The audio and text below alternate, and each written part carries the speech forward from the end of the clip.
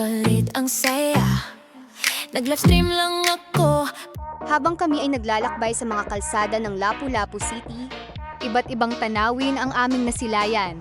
Makikita ang mga sasakyan, motorsiklo, tricycle, at mga taong abala sa kanilang pang-araw-araw na gawain.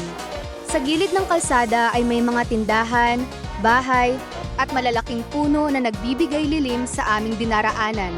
Sa aming paglalakbay, napansin din namin ang isang ambulansya na mabilis na dumaraan na nagpapaalala sa amin na maging maingat at laging magbigay daan sa mga sasakyang pang-emergency. Nakakita rin kami ng isang taong tila nahihirapan sa gilid ng kalsada. Naging paalala ito na hindi pare-pareho ang pinagdaraanan ng bawat tao. Kaya mahalagang maging maunawain at handang tumulong kung may pagkakataon. Ang bawat biyahe ay hindi lang tungkol sa pagpunta sa destinasyon. Isa rin itong pagkakataon upang makita ang tunay na buhay sa paligid. Matuto sa mga nakikita at magpasalamat sa bawat ligtas na paglalakbay. Habang nagpapatuloy ang aming biyahe at magpasalamat sa bawat ligtas na paglalakbay, lalo naming nakita ang iba't ibang kwento ng buhay sa bawat kalsadang aming dinaraanan. May mga negosyong unti-unting nagbubukas, mga driver na nagsisikap kumita, at mga manggagawang abala sa kanilang trabaho.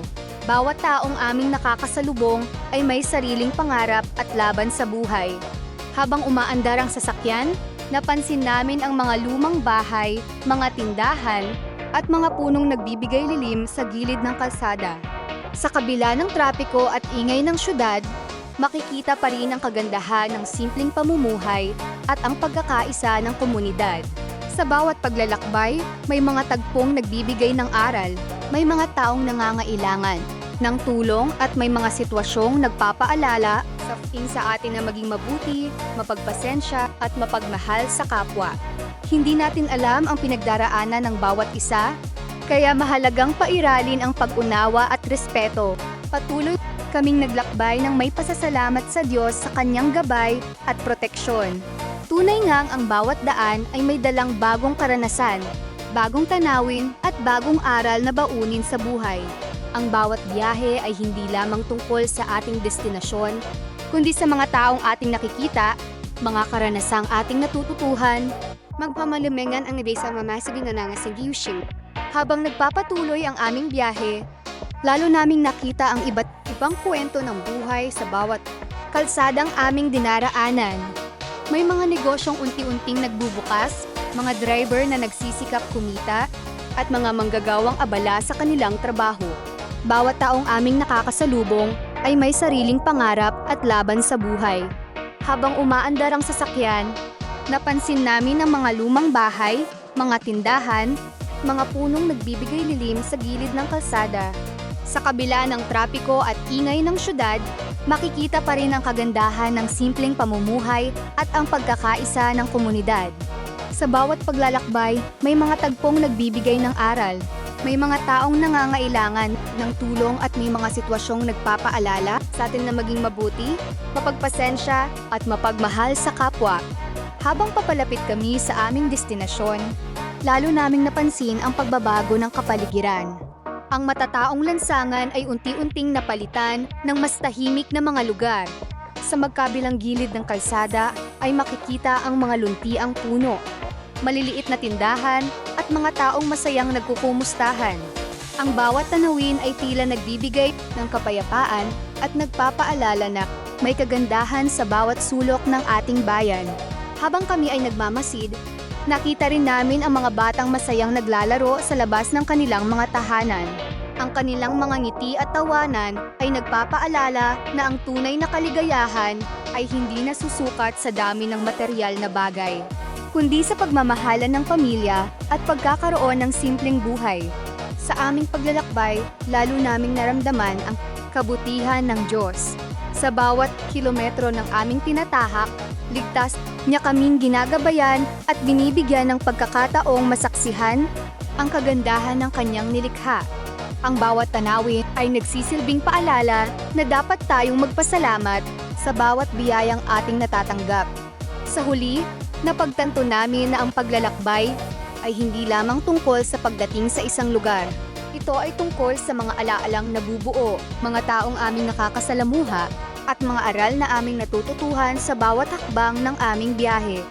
Bitbit namin ang mga karanasang ito bilang inspirasyon upang patuloy na maging mabuti, mapagpakumbaba, at mapagpasalamat sa Diyos sa bawat araw ng aming buhay. Ang bawat paglalakbay ay isang regalong puno ng pag-asa, karanasan, at pagpapala.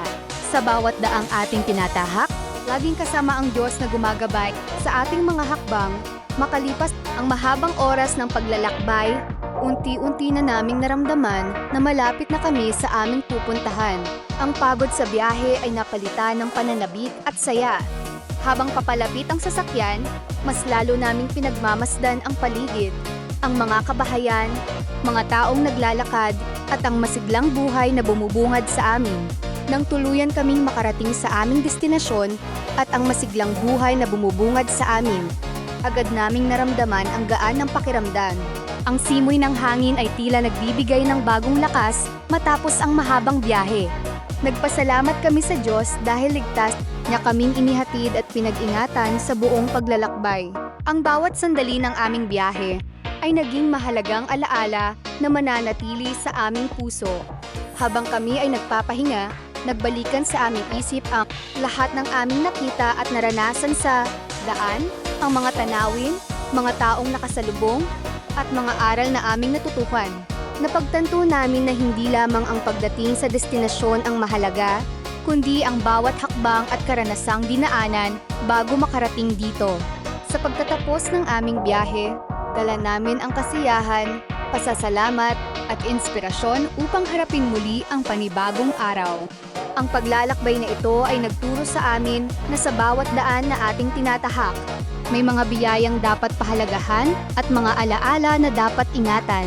At sa aming pag-uwi balang araw, bitbit namin ang magandang karanasang ito. Maraming salamat sa inyong lahat na naglaan ng oras upang pakinggan at samahan ako sa aking paglalakbay. Sana ay nagustuhan ninyo ang aking kwento at may aral kayong napulot mula rito. Kung nagustuhan ninyo ang video na ito, huwag kalimutang i-like, mag-comment, mag-share, at mag-subscribe sa aking YouTube channel, Christina RT Vlog. Ang inyong suporta ay malaking tulong sa aking patuloy na paggawa ng mga makabuluhang vlog.